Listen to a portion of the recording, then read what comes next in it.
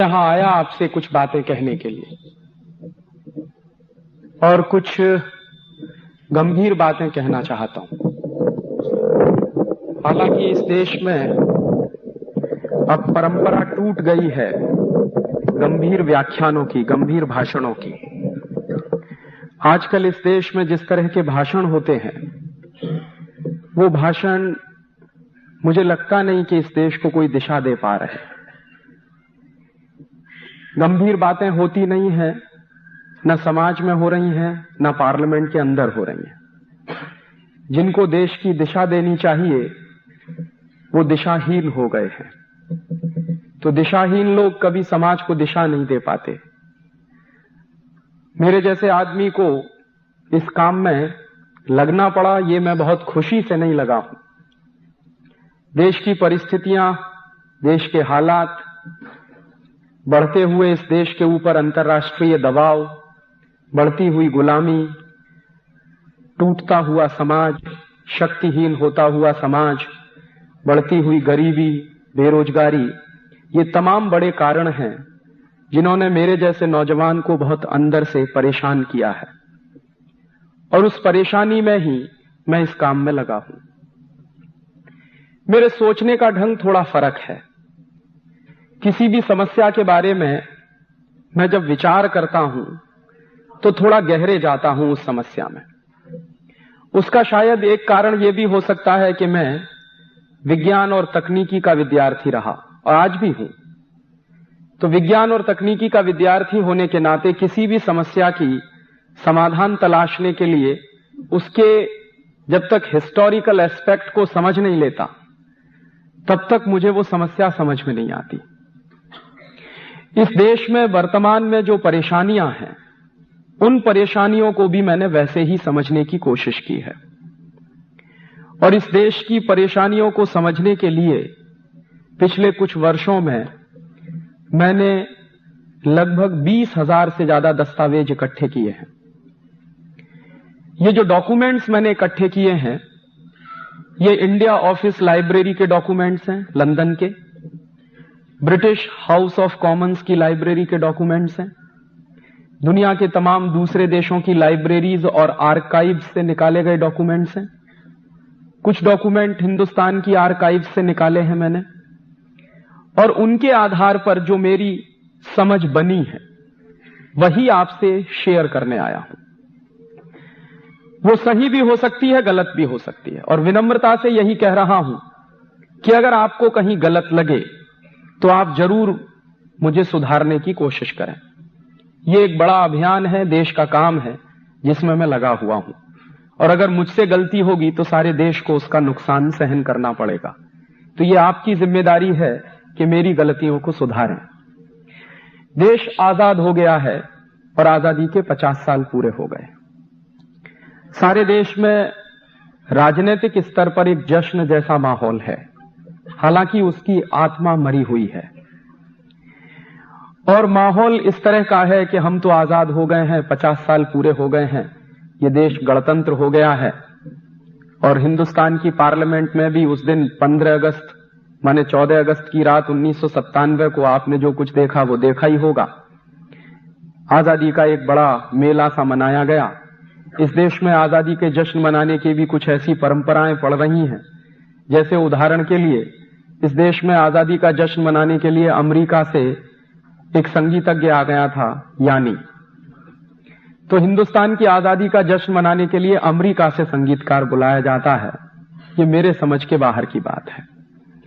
उस यानी को हिंदुस्तान की आजादी के बारे में क्या समझ है और कितनी समझ है, और साथ ही साथ उस यानी को संगीत की कितनी समझ है जो मेरे देश में चलता है और बजाया जाता है। फिर एक दिन मैंने सुना, अखबारों में पढ़ा कि हिंदुस्तान की आजादी का जश्न मनाने के लिए अमेरिका की एक नाटक कंपनी आई, उसका नाम था पॉल टेलर की कंपनी। तो पॉल टेलर की कंपनी हिंदुस्तान के 10-12 शहरों में नाटक करती थी, और पॉल टेलर जो है उस नाटक के माध्यम से दिखाने की कोशिश करते थे, लेकिन उनको मालूम नहीं था कि झांसी की रानी लक्ष्मीबाई कौन थी और उसने क्या क्या किया था। वो कोशिश करते थे हिंदुस्तान की आजादी का इतिहास बताते, लेकिन उसी दृष्टि से कोशिश करते थे जैसे अमेरिका वाले हिंदुस्तान को देखते हैं, भारत को देखते हैं। और दुर्भाग्य यह है कि हिंदुस्तान की आजादी के जश्न के जितने कार्यक्रम हो रहे हैं वो सब विदेशी कंपनियों द्वारा स्पॉन्सर हो रहे हैं। माने जिन विदेशी कंपनियों के कारण इस देश की आजादी चली गई थी, जिस ईस्ट इंडिया कंपनी और अंग्रेजों के कारण इस देश की आजादी चली गई थी, अभी उन्हीं देशों की कंपनियों को हमारे देश की आजादी से इतना प्यार कैसे हो गया। टेलीविजन पे रात दिन विज्ञापन आप देखिए तो जितने विज्ञापन हिंदुस्तान की आजादी के कार्यक्रम के आते हैं वो सब विदेशी कंपनियों द्वारा प्रायोजित किए हुए होते हैं। तो ये कुछ विद्रूपताएं हैं, ये कुछ विडंबनाएं हैं इस देश की। और इसी विडंबना के बीच में मेरी बात आपसे कहने की कोशिश कर रहा हूं कि ये जो आजादी के 50 साल पूरे हुए हैं, हम कहां आ गए हैं और हुआ क्या है पिछले 50 साल में। पिछले 50 साल में जो कुछ इस देश में हुआ है उसको अगर ठीक से समझना हो मेरे जैसे विद्यार्थी के लिए, तो मैं हिंदुस्तान के पिछले 500 साल को भी समझना चाहता हूं कि पिछले 500 साल इस देश में क्या हुआ है।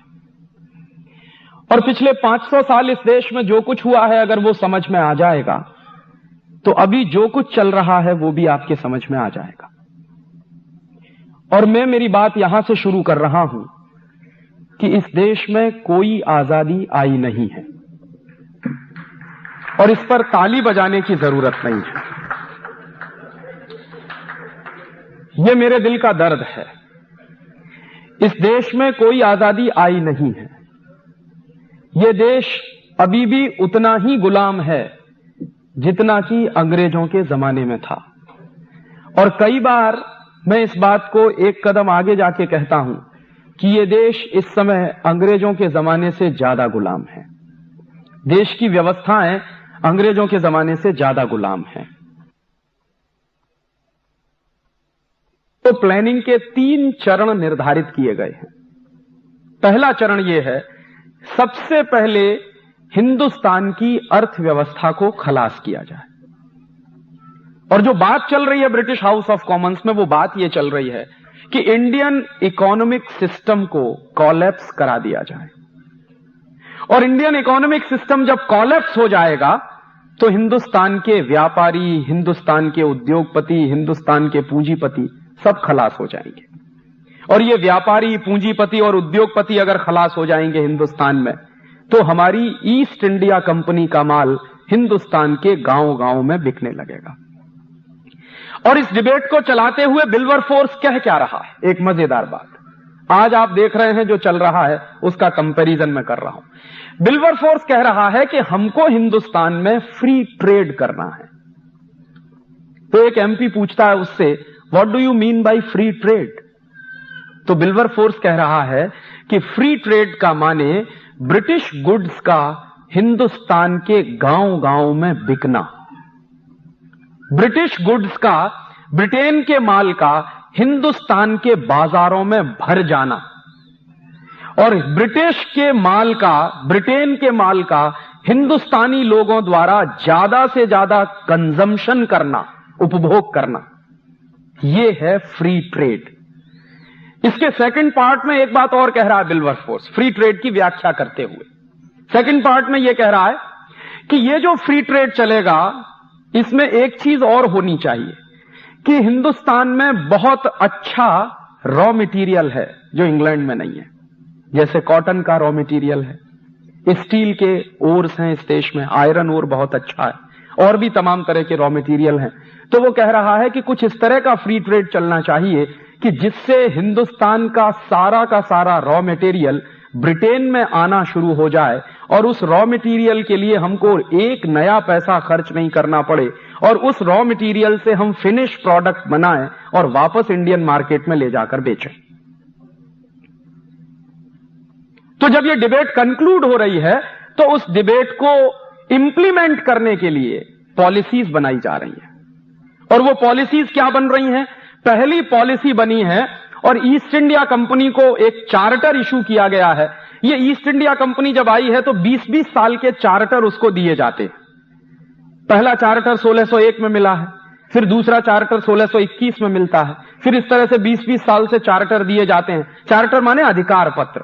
तो इस तरह से 1813 की ये डिबेट जब कंक्लूड हो गई है तो ईस्ट इंडिया कंपनी को एक स्पेशल चार्टर इशू किया गया है हाउस ऑफ कॉमन्स की तरह से, और उस तरफ से, और चार्टर का नाम है चार्टर फॉर फ्री ट्रेड। और मैं जोर दे रहा हूं इस फ्री ट्रेड शब्द पर कि ये जो फ्री ट्रेड शब्द है ये कोई नया नहीं है, ये 250-300 साल पुराना शब्द है। आज जो कुछ आप अखबारों में पढ़ते हैं, सुनते हैं कि इस देश में लिबरलाइजेशन हो रहा है, ग्लोबलाइजेशन हो रहा है, किस लिए हो रहा है? फ्री ट्रेड के लिए हो रहा है। तो ये फ्री ट्रेड तो इस देश में अंग्रेजों ने भी चलाया है। और अंग्रेज इस देश में फ्री ट्रेड क्यों चला रहे हैं? इंडियन इकोनॉमिक सिस्टम को बर्बाद करना है और ब्रिटिश इकोनॉमिक सिस्टम को इस देश में स्थापित करना है, इसके लिए वो फ्री ट्रेड चला रहे हैं। तो उस फ्री ट्रेड में पॉलिसीज क्या बन रही हैं? जो सबसे पहली पॉलिसी बनी है कंपनी सरकार की। 1813 में इस देश में कंपनी की सरकार है, ब्रिटेन की सरकार नहीं। ब्रिटेन की सरकार आई है 1858 के बाद, रानी की सरकार सीधे 1858 के बाद आई है। उसके पहले कंपनी की सरकार है, माने ईस्ट इंडिया कंपनी की सरकार है। तो ईस्ट इंडिया कंपनी की सरकार जो है वो पॉलिसी क्या बना रही है? फ्री ट्रेड का चार्टर आ गया है और उसके आधार पर जो सबसे पहली पॉलिसी बनाई जा रही है वो पॉलिसी क्या है? ब्रिटिश माल पर हिंदुस्तान में कोई टैक्स नहीं लगेगा और उसके बदले में जो हिंदुस्तानी माल होगा उस पर ज्यादा से ज्यादा टैक्स लगाया जाए। नतीजा क्या निकलेगा? अगर ब्रिटिश माल इस देश में टैक्स फ्री हो जाएगा तो गांव गांव में ब्रिटिश माल सस्ता हो जाएगा और हिंदुस्तानी माल पर लगातार टैक्स बढ़ा दिया जाएगा तो हिंदुस्तानी माल महंगा हो जाएगा। तो स्वदेशी माल महंगा हो जाएगा और विदेशी माल सस्ता हो जाएगा। इसके लिए पॉलिसी बनाई है कंपनी सरकार ने, जिसको कहा गया है चार्टर फॉर फ्री ट्रेड। और उसके तहत इस देश में अंग्रेज कुछ कानून बना रहे हैं। कानून क्या बना रहे हैं? ब्रिटेन के माल पर तो टैक्स हटा दिया पूरी तरह से और कोई इंपोर्ट ड्यूटी नहीं लगेगी ब्रिटेन के माल पर, और हिंदुस्तानी माल बनाने वाले लोगों पर सबसे पहला टैक्स लगाया गया central excise and salt tax. और ये अंग्रेजों ने क्यों लगाया है सेंट्रल एक्साइज टैक्स? ताकि हिंदुस्तान में माल बनाने वाले लोगों का माल महंगा हो जाए। तो सेंट्रल एक्साइज टैक्स लगा दिया, माने जो वस्तुएं बन रही हैं उस पर उत्पाद कर, वस्तुओं के उत्पादन पर कर। उसके बाद हिंदुस्तानी व्यापारी उन वस्तुओं को बाजार में बेच रहे हैं तो कंपनी सरकार ने वस्तुओं के बाजार में बेचने पर भी कर लगाया है, जिसको उन्होंने कहा है सेल्स टैक्स। फिर तीसरा कर कि वस्तुओं के उत्पादन पर कर, वस्तुओं के बाजार में बिकने पर कर, और उन वस्तुओं के बिकने से जो आमदनी आ रही है उस पर भी टैक्स। और उसका नाम अंग्रेजों ने रखा है इनकम टैक्स। तो उत्पादन पे सेंट्रल एक्साइज, बिक्री पर सेल्स टैक्स, बिक्री से होने वाली आमदनी पर इनकम टैक्स। उसके बाद वस्तुओं का आवागमन जो है, ट्रांसपोर्टेशन जो है, उस पर अंग्रेजों ने एक टैक्स लगाया है जिसका नाम है ऑक्ट्रॉय टैक्स, चुंगी नाका। और उसके बाद एक आखिरी टैक्स और लगाया अंग्रेजों ने। अंग्रेजी सरकार क्या करती थी, कंपनी सरकार क्या करती थी कि कहीं कहीं पुल बनाती थी। तो पुल पर से माल लेके जब ट्रक गुजर रहा है तो आपको पुल का कर देना है, क्योंकि हमारी सड़क आप इस्तेमाल कर रहे हैं। तो उसको उन्होंने नाम दिया टोल टैक्स। तो कितने टैक्स लगा दिए अंग्रेजों ने? वस्तुओं के उत्पादन पर सेंट्रल एक्साइज, वस्तुओं की बिक्री पर सेल्स टैक्स, उसके बाद इनकम पर इनकम टैक्स, उसके बाद ट्रांसपोर्टेशन के लिए आपको टोल टैक्स और ऑक्ट्रॉय टैक्स। और ये पांचों टैक्स अंग्रेज लगा रहे हैं इस देश के उद्योगपतियों पर, ताकि इस देश के उद्योगपतियों का नाश किया जाए। और इसके बदले में जितना भी ब्रिटेन से माल आ रहा है इस देश में, उस पर से सारे टैक्स हटा लिए गए हैं, क्योंकि ब्रिटेन का माल इस देश के गांव गांव में उनको बेचना है। नतीजे क्या निकलते हैं? जब ये पांचों के पांचों टैक्स लग जाते हैं, और उस जमाने की बात कर रहा हूं, आज से लगभग 200 साल पहले की, 1850 में 150 साल पहले की। उस समय मैंने एक दिन हिसाब लगाया कि अंग्रेजी सरकार ने कुल कितना टैक्स लगा दिया हिंदुस्तान के व्यापारियों पर। तो पता चल रहा है कि हर 100 रुपए के व्यापार पर 127 रुपए का टैक्स है। और इस बात की गंभीरता को समझिए कि हर 100 रुपए के व्यापार पर 127 रुपए का टैक्स है। तो एक दिन हाउस ऑफ कॉमन्स में डिबेट चल रही है और एक एमपी कह रहा है कि हिंदुस्तान के व्यापारियों पर इतना टैक्स लगा दिया है, ये सब मर जाएंगे। तो दूसरा एमपी जवाब दे रहा है कि यही हमें करना है। एक दूसरा एमपी खड़ा हो जाता है तो वो कहता है कि दोनों हाथ में लड्डू हैं हमारे, या तो हिंदुस्तानी व्यापारी मर जाएंगे, माने 100 रुपए पर अगर 127 रुपए टैक्स देना पड़ जाए तो या तो वो आदमी मर जाएगा और या वो बेईमान हो जाएगा। और अगर वो बेईमान हो जाएगा तो भी हमारे गुलामी में आ जाएगा और बर्बाद हो जाएगा, तब तो हमारी गुलामी में आने ही वाला है। अब आप ध्यान करिए इन दो बातों को कि इस देश में टैक्सेशन का सिस्टम क्यों लाया जा रहा है, ताकि हिंदुस्तान के व्यापारियों को, पूंजीपतियों को, काम करने वालों को, उत्पादकों को बेईमान बनाया जाए या फिर उनको खलास कर दिया जाए। ईमानदारी से काम करें तो खलास हो जाए और बेईमानी से काम करें तो टैक्स की चोरी करें, और टैक्स की चोरी करें तो हमेशा ब्रिटिश सरकार के अधीन रहें, क्योंकि चोरी करने वाला आदमी कभी आंख में आंख डाल के बात नहीं कर सकता। और इसके लिए फिर उन्होंने डिपार्टमेंट्स बना दिए, income tax department, central excise department, toll tax वाला डिपार्टमेंट, सेल्स टैक्स वाला डिपार्टमेंट, ऑक्ट्रॉय वाला डिपार्टमेंट। और आपको मैं बताऊं कि ये पांचों के पांचों डिपार्टमेंट आज आजादी के 50 साल में भी चल रहे। अंग्रेजों ने इन डिपार्टमेंट्स को बनाया था हिंदुस्तान के व्यापारियों का सत्यानाश करने के लिए। तो मुझे लगता था कि जब 1947 में इस देश में आजादी आई तो अंग्रेजों द्वारा बनाए गए ये पांचों डिपार्टमेंट्स बंद कर देने चाहिए थे, लेकिन वो आज भी चल रहे हैं। और उसी दौर की एक जानकारी और दूं कि अंग्रेजों ने सबसे पहले जब इनकम टैक्स लगाया तो उसकी रेट क्या है, कितना इनकम टैक्स देना पड़ता है। तो अंग्रेजों का जो सबसे पहला इनकम टैक्स का रेट है वो 97% का है। माने 100 रुपए की इनकम है तो 97 रुपए का टैक्स आपको देना पड़ेगा, माने सिर्फ 3 रुपया आपको मिलेगा। और आपको शायद ये मालूम होगा, कुछ बुजुर्ग यहां बैठे होंगे इस सभा में, आजादी के 1947 के बाद कम से कम 20-25 साल तक इनकम टैक्स इस देश में 97% लगता रहा है। आजादी के बाद की बात कर रहा हूं। 1970-72 तक 97% ही इनकम टैक्स लगता रहा है इस देश में, जबकि आजादी आ गई थी 1947 में। तो मेरा सबसे पहला और गंभीर प्रश्न यह है कि जो टैक्सेशन का स्ट्रक्चर अंग्रेजों ने बनाया, वही टैक्सेशन का स्ट्रक्चर इस समय देश में चल रहा है। अंग्रेजों ने क्यों बनाया? हिंदुस्तानी व्यापारियों को बर्बाद करने के लिए, और हिंदुस्तानी व्यापारी बर्बाद हुए। 1835-1840 में इस देश की क्या स्थिति है व्यापार के क्षेत्र में, उसका एक आंकड़ा है, और ये आंकड़ा statistics British house of Commons की डिबेट से मैंने निकाला। हाउस ऑफ कॉमन्स की डिबेट चल रही है तो एक एमपी कह रहा है कि हिंदुस्तान का व्यापार है कितना पूरी दुनिया में।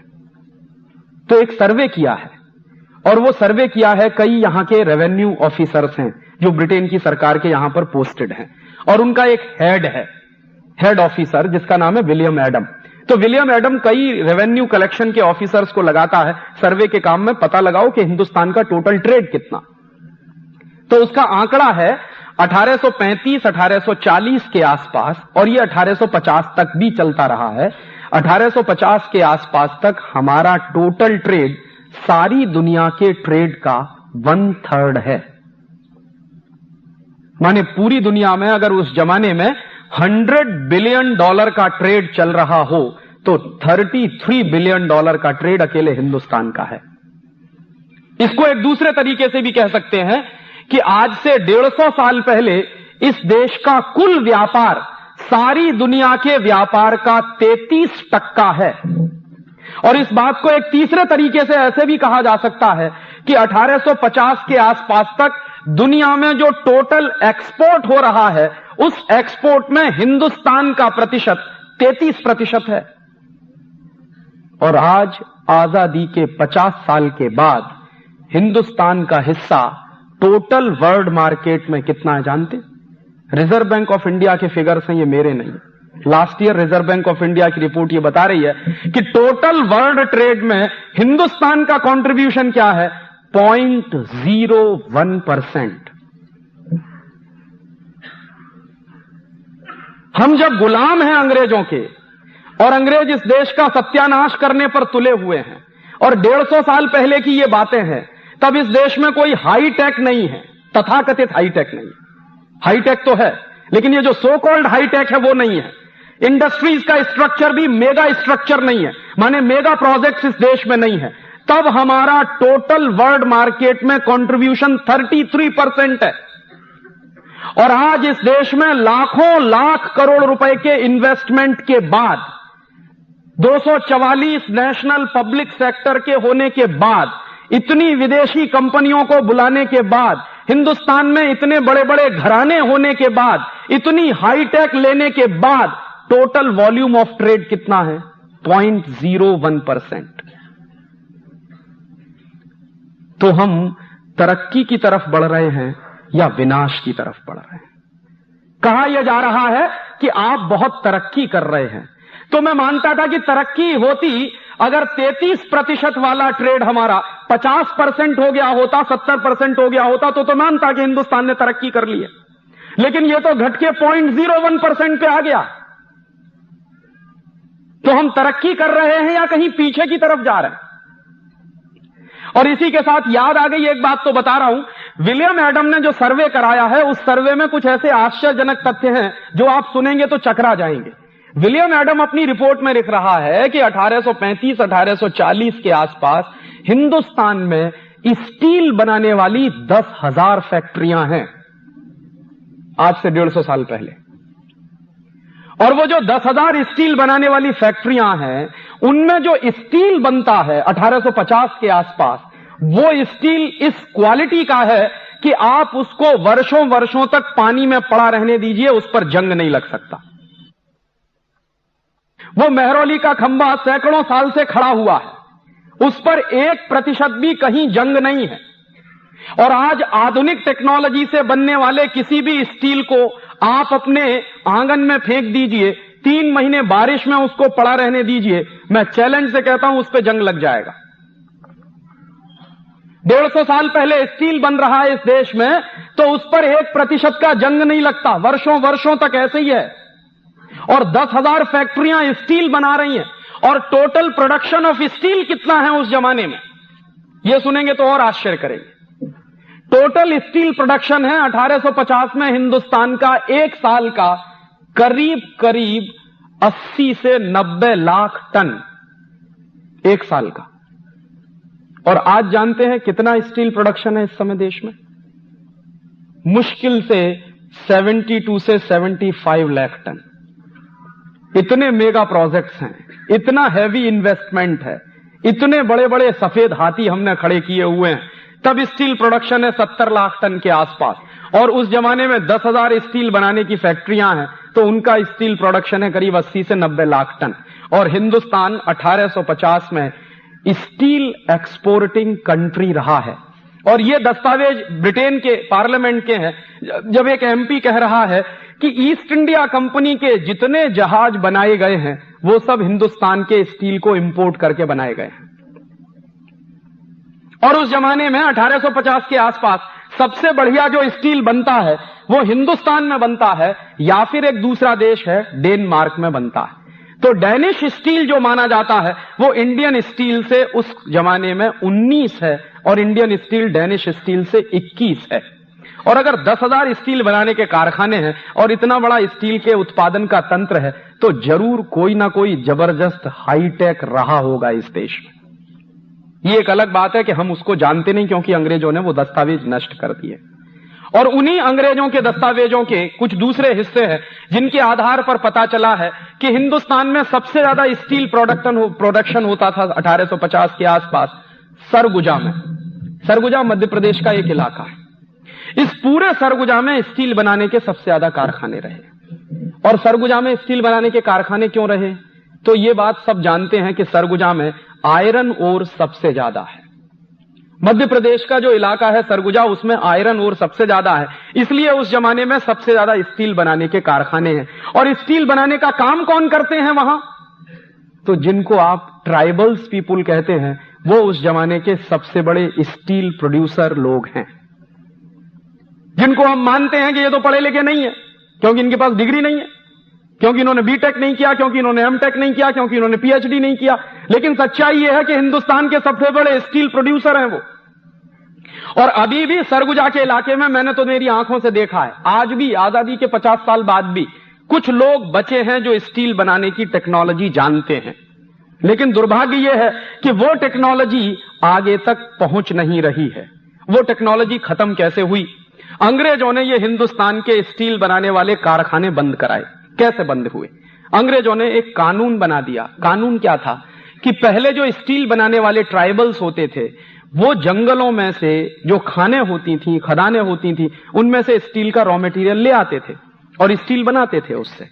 अंग्रेजों ने क्या किया कि एक कानून बना दिया कि कोई भी ट्राइबल खदानों में से ओर नहीं निकाल सकता, और बाकायदा इसको सख्ती से लागू करा दिया। और फिर उन्होंने ये घोषणा कर दी कि खदानों में से अगर और कोई निकालेगा ट्राइबल, तो उसको 40 कोड़े मारने की सजा, और उससे पर भी वो ना मरे तो उसको गोली मार दी जाए। इतना सख्ती से वो कानून इस देश में लागू हो गया।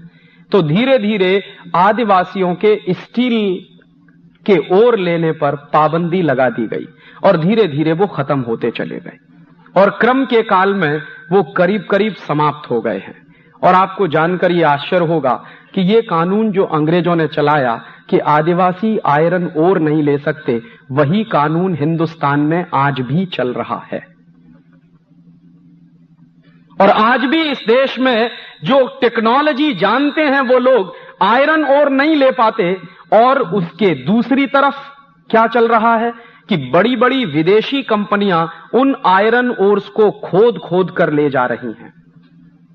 जापान की एक कंपनी है, उसका नाम है निप्पन डेर्नो, वो इसी धंधे में लगी हुई है।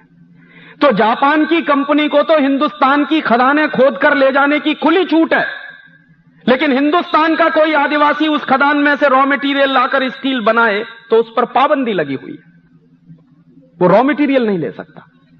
और मैं मान सकता हूं कि यह कानून अंग्रेजों ने बनाया, अंग्रेजों की सरकार थी, उनके अपने स्वार्थ थे, उनको यह देश बर्बाद करना था।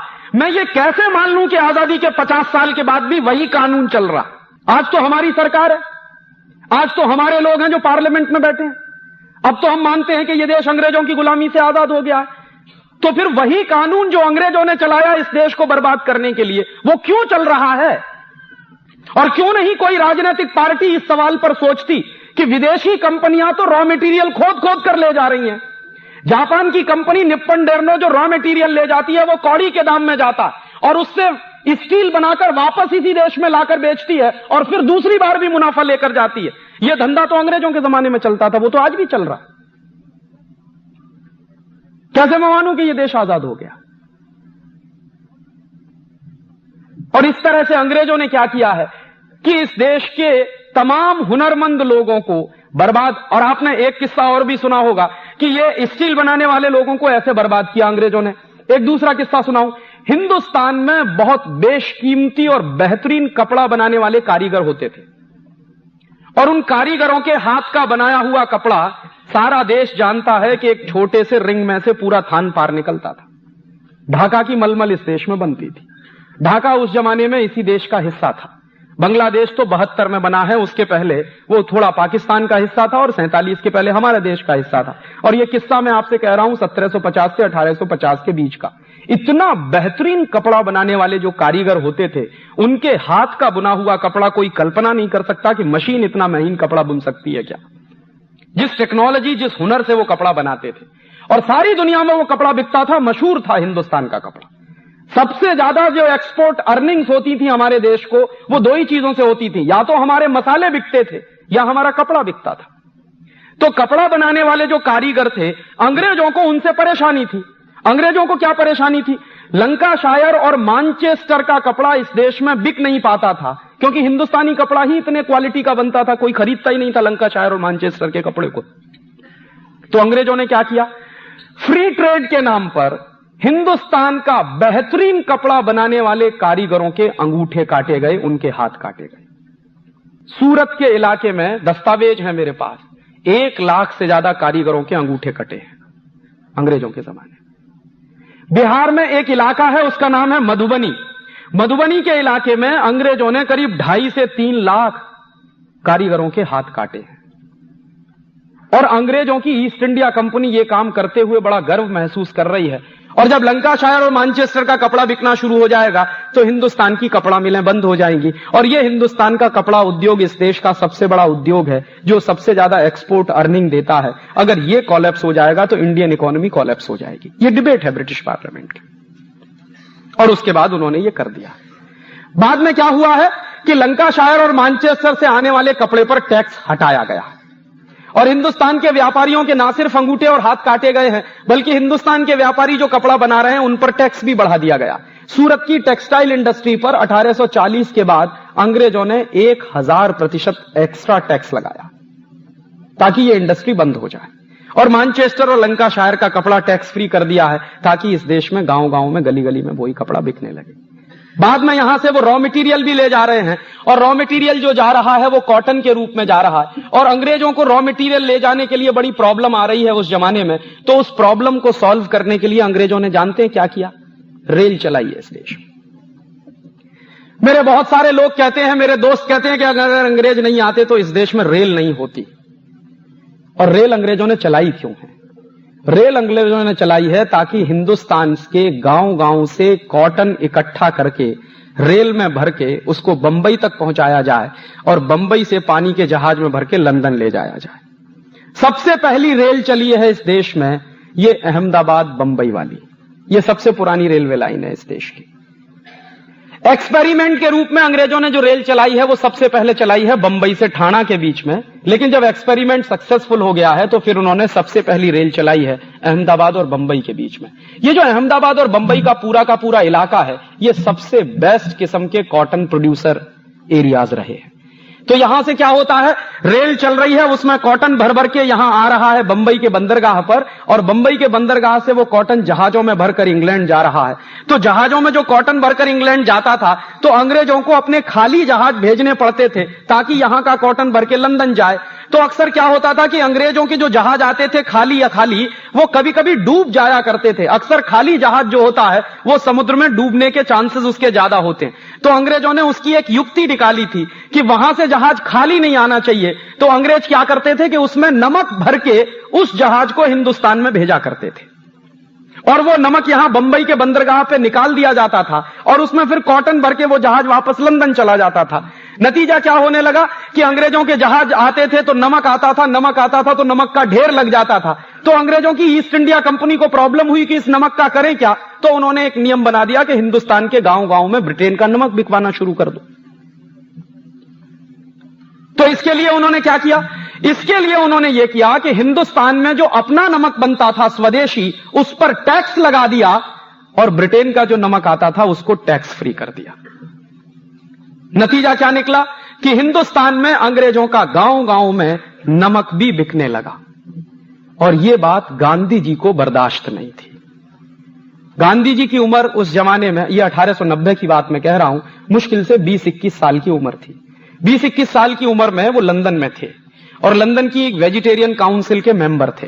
तो लंदन की वेजिटेरियन काउंसिल के मेंबर की हैसियत से उन्होंने एक लेख लिखा था 1890 में, उसकी फोटोकॉपी मुझे मिल गई है। उस लेख में गांधी जी लिख रहे हैं कि ये अंग्रेज कितने क्रूर हैं, इन्होंने हिंदुस्तानी नमक पर भी टैक्स लगा दिया है। और हिंदुस्तानी नमक पर टैक्स लगा के इन्होंने क्या किया है, गांव-गांव में हिंदुस्तानी नमक महंगा हो गया है। और अंग्रेजों की चाल यह है कि उनका जो ब्रिटिश नमक है वो हिंदुस्तान के गांव-गांव में बिके। और वो क्या कह रहे हैं? वो कह रहे हैं कि अंग्रेजों के दोनों हाथ में लड्डू हैं। इंडियन नमक पर टैक्स लगा दिया है तो इंडियन नमक महंगा हो गया है, उससे रेवेन्यू कलेक्शन भी बढ़ गया अंग्रेजों का, और ब्रिटेन का नमक गांव-गांव में सस्ता हो गया है, उसकी बिक्री से मुनाफा भी हो रहा। और तब गांधी जी कह रहे हैं कि ये तो इतना क्रूर कानून है, इसके खिलाफ तो कुछ होना चाहिए। गांधी जी की उम्र उस समय मुश्किल से 20-21 साल की है, लेकिन उस उम्र में उनके दिमाग में यह मंथन चल रहा है कि कुछ होना चाहिए। और वो मंथन चलते चलते 1930 में नमक सत्याग्रह के रूप में प्रकट हुआ। और गांधी जी ने नमक सत्याग्रह किया क्यों है? गांधी जी ने नमक सत्याग्रह इसलिए किया है कि अंग्रेजों का नमक इस देश में बिक रहा है, इंडियन नमक पर टैक्स लगा हुआ है, हिंदुस्तानी लोगों को नमक बनाने से रोका जाता है, अंग्रेजों के लोग इस देश में नमक बनाते हैं और बेचते हैं। इस कानून को मैं तोड़ूंगा और इसके खिलाफ मुझे सत्याग्रह करना है। गांधी जी के साथ इस सत्याग्रह में आने के लिए कोई तैयार नहीं है, तो गांधी जी कह रहे हैं कि मैं अकेले जाऊंगा। उस जमाने में पंडित मोतीलाल नेहरू गांधी जी को चिढ़ा रहे हैं और क्या कह रहे हैं पंडित मोतीलाल नेहरू कि बापू अगर नमक सत्याग्रह करने से आजादी मिल जाए तो कोई भी आजादी ना ले ले इस देश में। तो मोतीलाल नेहरू को गांधी जी कह रहे हैं कि पंडित तुम एक बार नमक कानून तोड़कर देखो तो तुमको पता चल जाएगा कि आजादी आती है कि नहीं आती। और इस देश में नमक सत्याग्रह आजादी के प्रतीक के रूप में उभर कर आया और उस गांधी नाम के व्यक्ति ने दांडी के समुद्र तट पर एक मुट्ठी नमक हाथ में लेकर 6 अप्रैल 1930 को कसम खाई है कि आज के बाद इस देश में अंग्रेजों का नमक नहीं बिकेगा। गांव-गांव में, गली-गली में अपना नमक हम बनाएंगे और इसके लिए हमको नमक कानून तोड़ना पड़ेगा तो हम तोड़ेंगे। और उस नमक कानून को तोड़ने में लाखों लोग जेल गए हैं। पूरे देश में लाखों लोग अंग्रेजों की लाठीचार्ज से घायल हुए और हजारों लोग उसमें मर गए। बाद में अंग्रेजी सरकार को झुकना पड़ा है और वो सारा का सारा वापस किया गया। लेकिन आज मैं आपको दुर्भाग्य से कहूं कि जिस गांधी ने सन 1930 में 6 अप्रैल को एक मुट्ठी नमक हाथ में लेके कसम खाई थी कि इस देश में आज के बाद विदेशी नमक नहीं बिकेगा, उस देश में आजादी के 50 साल के बाद और अन्नपूर्णा।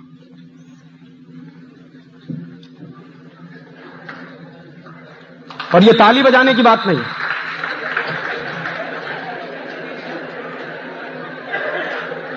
अगर आजादी के पहले अंग्रेजों की सरकार के जमाने में इस देश में अंग्रेजों का नमक बिकता था और उस पर टैक्स लगा के उसको महंगा कर दिया गया था, तो आज आजादी के 50 साल के बाद भी वही दृश्य इस देश में हम देख रहे हैं। और क्या दृश्य देख रहे हैं कि हिंदुस्तान की सरकारों ने विदेशी कंपनियों को नमक बनाने के लिए खुली छूट दे दी है।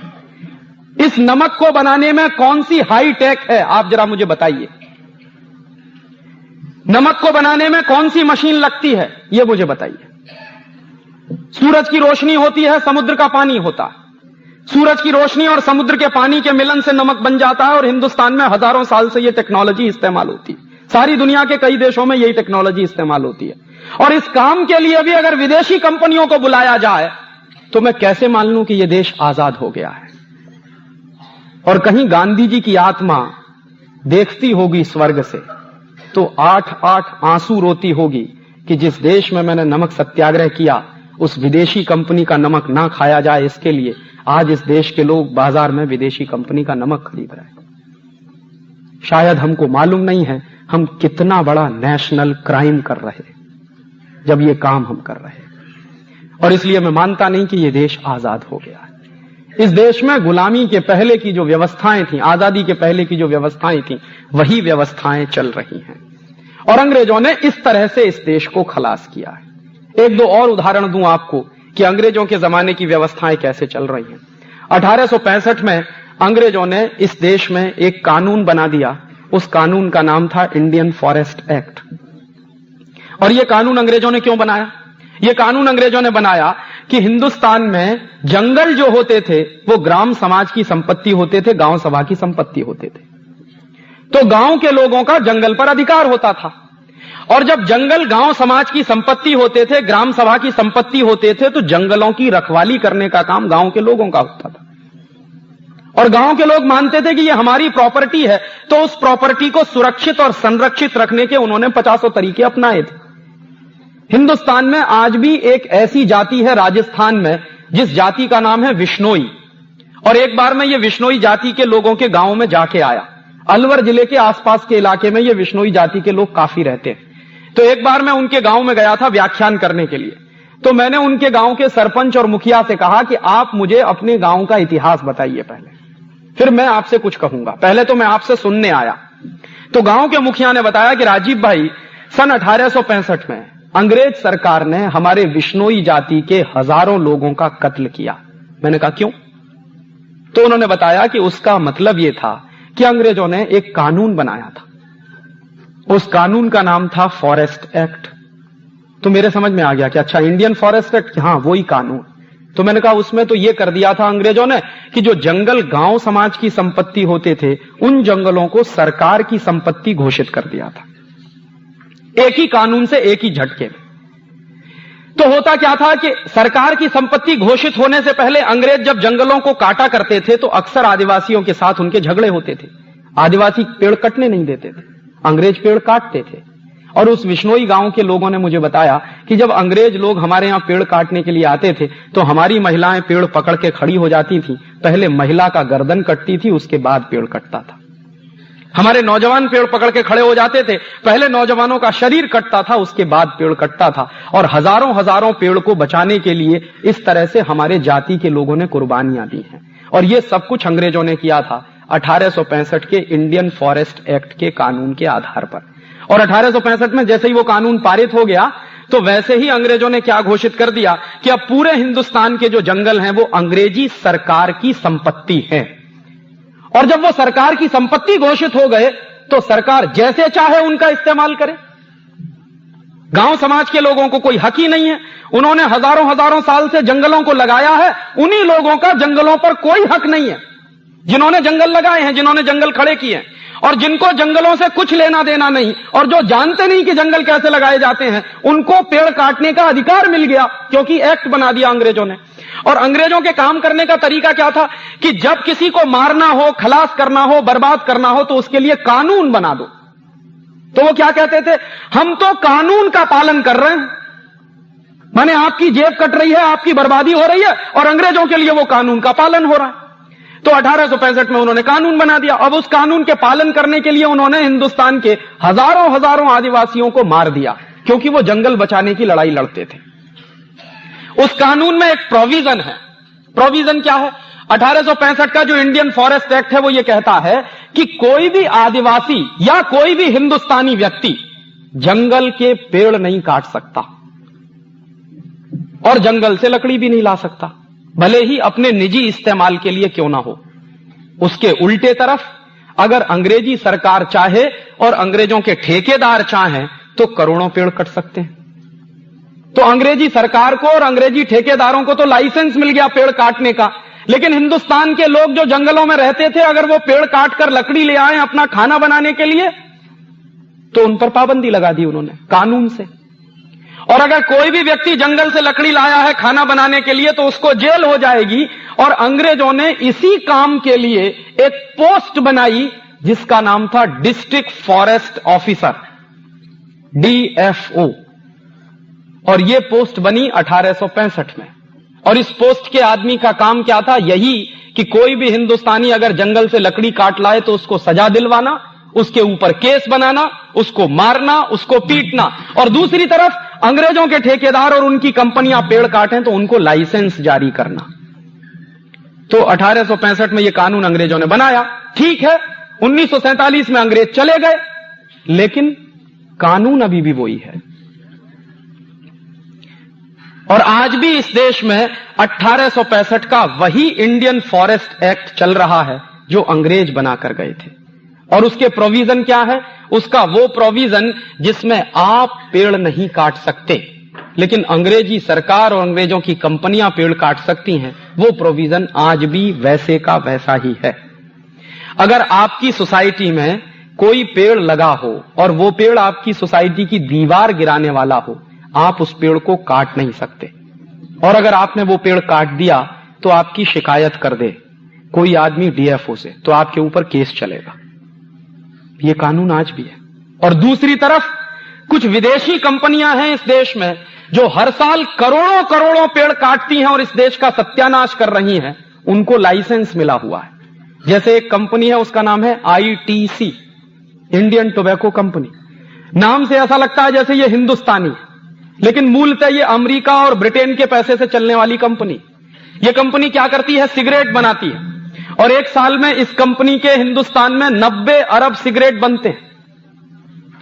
और वो 90 अरब सिगरेट बनाने के लिए इस कंपनी को कागज की जरूरत होती है, क्योंकि सिगरेट की जो तंबाकू होती है वो तो खेतों में पैदा हो जाती है, लेकिन तंबाकू के ऊपर जो कागज लपेटा जाता है वो तो बनाना पड़ता है। और वो कागज लपेटकर जो सिगरेट की स्टिक बन जाती है उसको पैकेट के अंदर बंद करना पड़ता है, तो पैकेट के लिए भी कागज बनाना पड़ता है। फिर उनकी एडवर्टाइजमेंट करनी पड़ती है कंपनी को, तो उसके लिए पोस्टर चाहिए, तो उसका भी कागज बनाना पड़ता है। तो यह company on an average 500 cigarette बनाने के लिए एक पेड़ काटती है, और हर साल यह कंपनी 1400 करोड़ पेड़ काट देती है। उसको लाइसेंस मिला हुआ है, आप अगर एक पेड़ काटें तो आपको जेल हो जाएगी।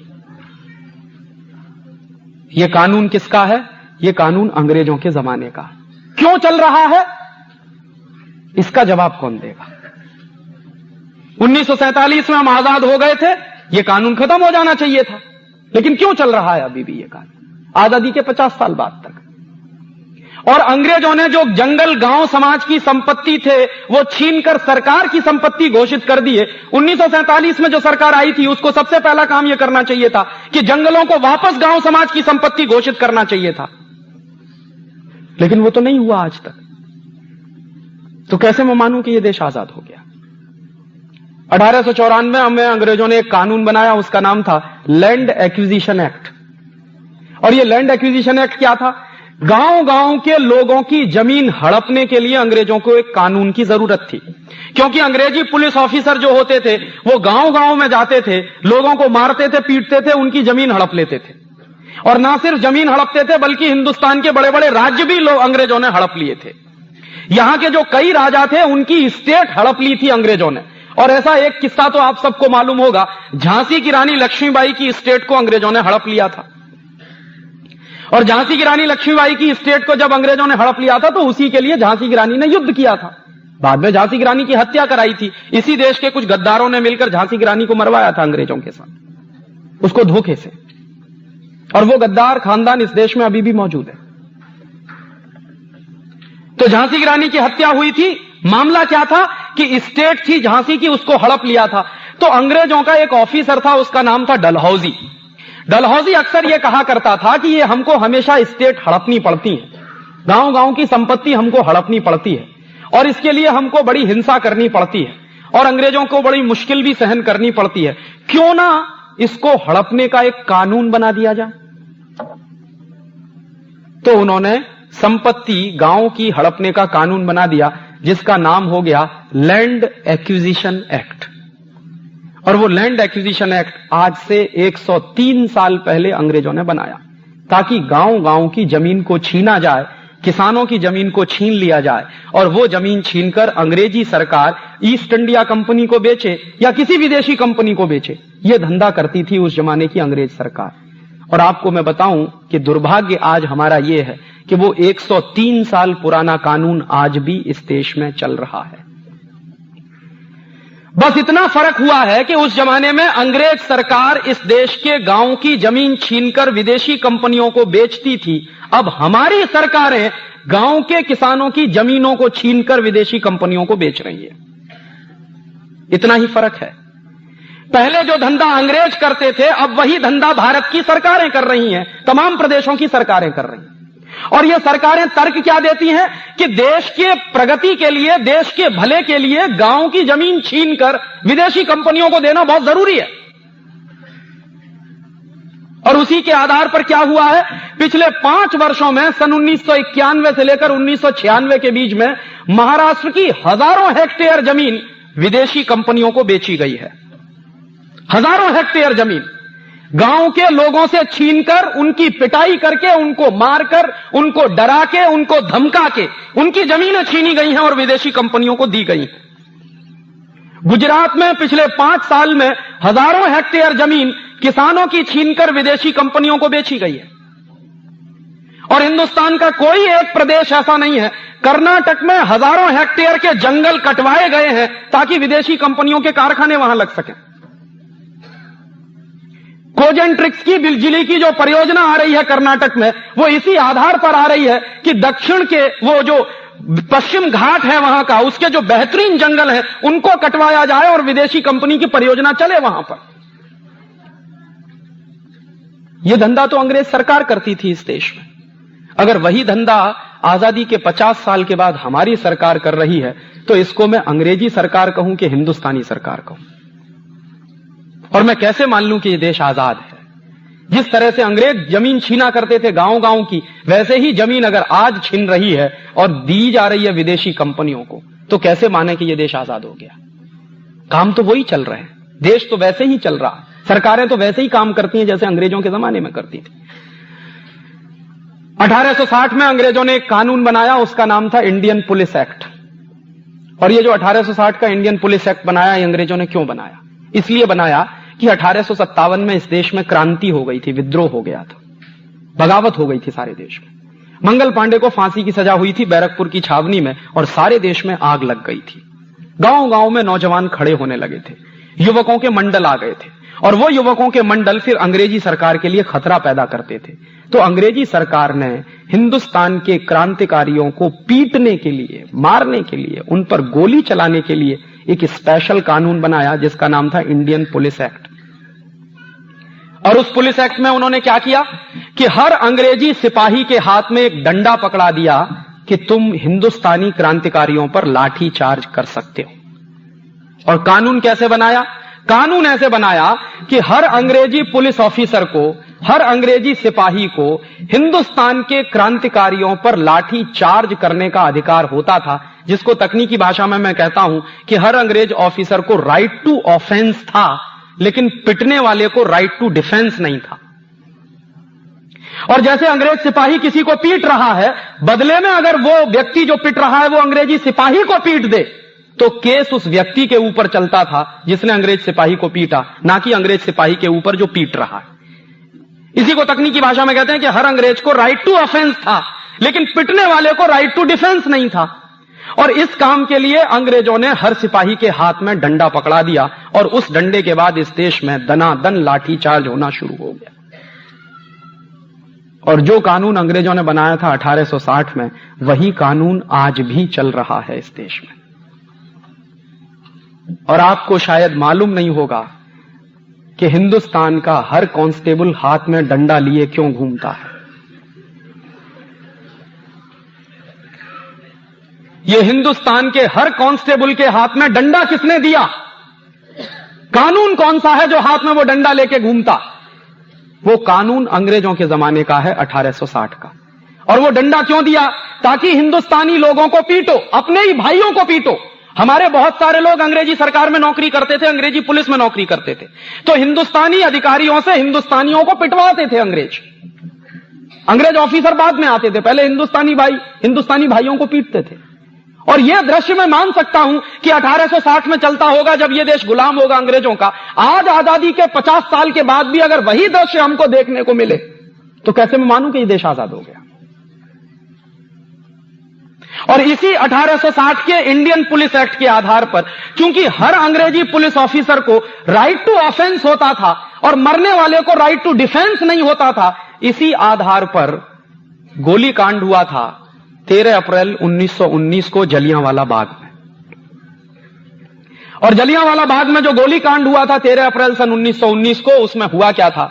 20,000 क्रांतिकारियों की एक मीटिंग चल रही थी, शांतिपूर्वक, जिसमें कहीं कोई उत्तेजना नहीं थी। और एक भी क्रांतिकारी के हाथ में ना लाठी थी, ना डंडा था, ना बंदूक थी, ना पिस्तौल थी, कुछ भी नहीं था। और उन क्रांतिकारियों के ऊपर गोली चलाने का आदेश दिया डायर ने। और डायर ने जिस तरह से गोली चलाई, वो जलियांवाला बाग जिसने देखा हो, मैं तो वहां 3 बार गया हूं, उस में घुसने के लिए बहुत छोटा सा रास्ता है, मुश्किल से 3.5 फीट का रास्ता है, बहुत छोटा। उस रास्ते पर डायर ने तोप ले जाके लगा दी कि कोई भाग ना सके, और चारों तरफ से वो घिरा हुआ है, बड़ी बाउंड्री है उसकी। तो 20,000 लोगों की मीटिंग चल रही थी, डायर अंदर घुसा, फौज उसकी बिखर गई और बिना चेतावनी दिए गोली चला दी। 18 मिनट तक बराबर फायरिंग होती रही, और 18 मिनट की फायरिंग में 2,000 लोग मर गए वहीं पर। और 2,000 लोग मर गए। बाद में डायर के ऊपर जब केस चला था तो उसने बयान दिया था कि मेरे पास गोलियां खत्म हो गई थी, अगर होती तो और आधा घंटे चला था। तो जब वो गोलियां चली, 2,000 लोग मर गए, और बाकी लोग जो मरे वो भगदड़ से मरे। जो बच गए वो कुएं में कूदे जान बचाने के लिए, और कुएं में कूदे तो वहां मरे। और उन गोलियों से मरने वाले लोगों के जो दृश्य होते थे, इतने भीवत्स तरह से लोगों को मारा है उन्होंने, इतनी नृशंसता से, इतने क्रूर कृत्यों से उन्होंने मारा लोगों को। बाद में डायर के ऊपर जब केस चला तो डायर बाइज्जत बरी हो गया, उसको फांसी की सजा नहीं हुई। क्यों नहीं हुई? क्योंकि जज ने कहा कि 1860 का जो पुलिस एक्ट है वो डायर को गोली चलाने का अधिकार देता है, मरने वाले को राइट टू डिफेंस नहीं देता, इसलिए डायर का कोई कसूर नहीं है इसमें। और डायर को ना सिर्फ छोड़ दिया गया बल्कि उसको लंदन में बड़े भारी सम्मान के साथ एक उपाधि दी गई थी।